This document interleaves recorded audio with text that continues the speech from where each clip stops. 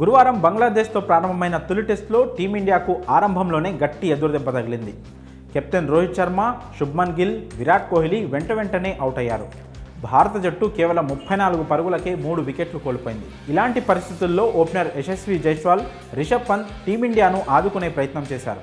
34 రన్స్కే 3 వికెట్లు కోల్పోయిన team India lunch break సమయానికి అదే 3 వికెట్ల నష్టానికి 88 పరుగులు చేసింది. అయితే ఆరంభంలోనే 3 వికెట్లు తీసినా టీమిండియా నిలబడుతుందేమోననే భయంతో బంగ్లా వికెట్ కీపర్ లిటన్ దాస్ చెత్తగా ప్రవర్తించాడు. రిషబ్ పంత్ కాన్సంట్రేషన్ను దెబ్బతీయాలనే దుర్బుద్ధితో లిటన్ దాస్ గొడవకు దిగాడు. ఈ గొడవ బంగ్లా బౌలర్ టక్సిన్ అహ్మద్ వేసిన ఇన్నింగ్స్ 16వ ఓవర్లో జరిగింది. ఫీల్డర్ త్రో విసిరిన బాల్ పంత్ ప్యాడ్కు తగిలి మిడ్ వికెట్ వైపు వెళ్ళింది. దాంతో పంత్ ఎక్స్ట్రా రన్ కోసం ప్రయత్నించాడు. కానీ జైస్వాల్ నో చెప్పడంతో క్రీజ్లోకి తిరిగి వచ్చాడు. అయితే బంగ్లా కీపర్ లిటన్ దాస్ దానికి రన్ ఎలా తీస్తావు అంటూ పంత్కు ఏదో నీతులు చెప్పబోయాడు. మరి బాల్ వికెట్లకు వేయకుండా నన్నెందుకు కొడుతున్నారంటూ పంత్ గట్టి కౌంటర్ ఇవ్వడంతో కాస్త వెనక్కి తగ్గాడు.